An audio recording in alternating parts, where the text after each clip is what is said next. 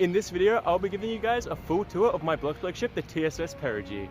And this ship spans 3 separate plots that we'll go through individually while I sprinkle in a little bit of the lore. Out of all my Bloxburg projects, this ship's the one I'm most proud of, so sit back, relax, grab some popcorn while I show you all 3 of the PERIGEE's configurations.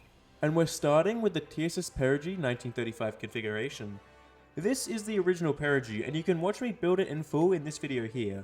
The ship was based off real-world ocean liners like the Andrea Doria, the Conde di Savoia, the SS America, and many more. The PERIGEE's exterior, in my opinion, is a very proportioned and very streamlined build, however the main event of the plot is the interior spaces. Upon boarding the PERIGEE, you're greeted with the reception room, fitted with massive hotel lobby-esque seating and the grand staircase. This room really sets the tone for the wooden and planty feel that the whole ship has. Moving forward from the reception room takes you to the purser's office, which is complete with a period-accurate printing press so that the ship's newspaper, the Voyage News, could be printed daily.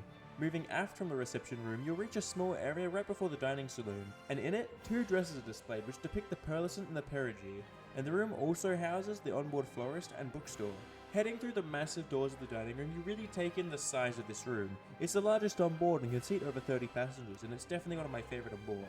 And it also sports my signature dining room Zeppelin statue. Moving even further aft, we reach the engine rooms. These are Parsons steam turbines, and they're probably the most accurate depiction of them if we don't count the incredible Lady Columbia. This was the most popular form of steam propulsion in the 1930s. Heading back to the grand staircase and going down, you'll arrive at a crew intersection which is followed by the ship's main bar.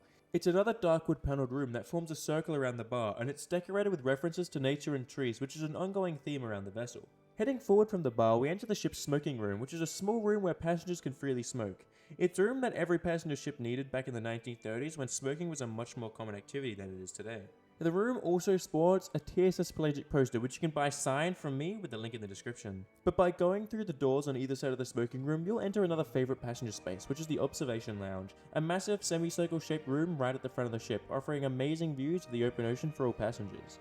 And speaking of the passengers, their cabins flank both sides of the bar area we looked at earlier, with cabin 100, cabin 200, and cabin 300 on the port side of the ship, and cabin 400 and cabin 500 on the starboard side.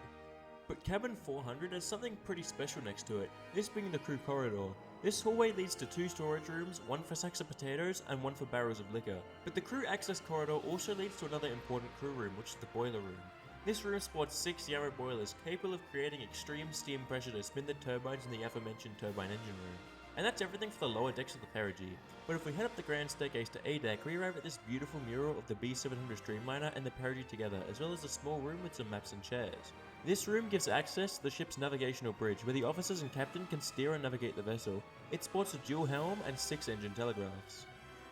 On the other side of A deck, we have the promenade, where passengers can relax and take in the sunshine. Connected to the promenade is the barber shop, which is the final room on board, where passengers can make sure they're looking their best. And that concludes the tour of the PERIGEE in her 1935 configuration. However, in the year 1952, boiler number 4 in the forward engine room exploded, causing the vessel to catch fire. This caused most of the wooden fittings in the first class areas to burn, and because of this, the PERIGEE was repaired and refitted with a brand new interior in 1955.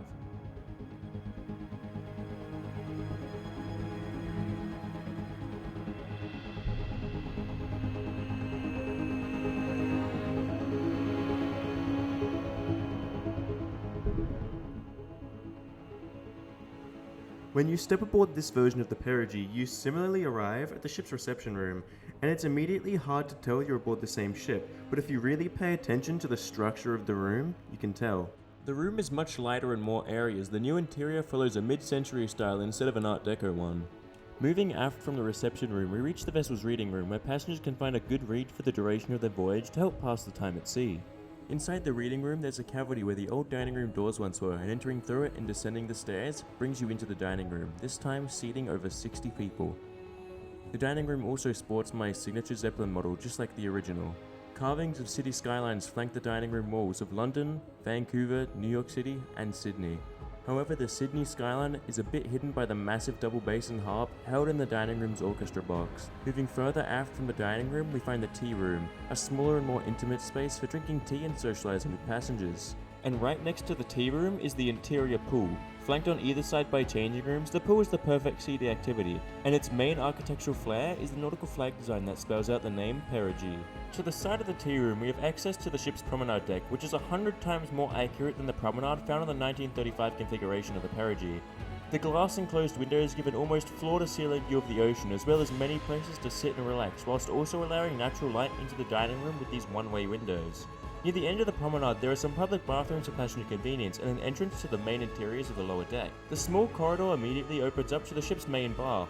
While small, it's a great place to spend some time and grab a drink. On the other side of the small corridor is the landing for the grand staircase, which ultimately leads you into the main lounge. This is the main spot for mingling with other passengers and having fun on board. It was built from enlarging the circular structure of the bar in the 1935 configuration, creating a more open and higher seating capacity space. It's probably the room with the most wood paneling, which is a nice homage to the original interiors, despite this wood being much lighter and more akin to the mid-century style. Moving forward, we arrive at the smoking room, which is more or less the same, just with some new colours and furnishings. Despite it probably being one of the most untouched rooms in the entire refit, it's still one of my favourites just because of the colours.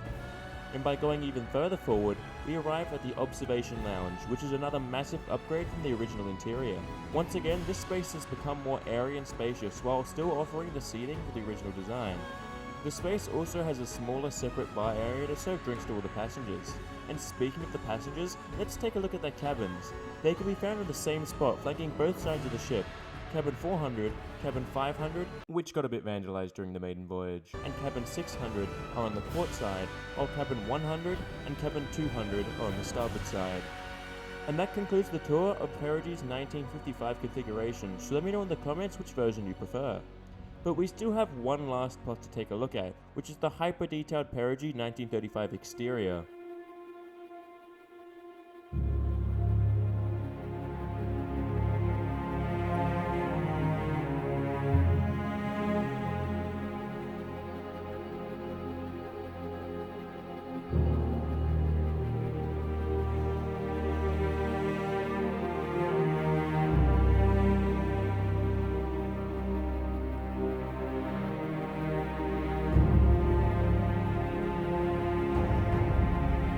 Unlike the other two PERIGEE plots, this version does not have a full interior.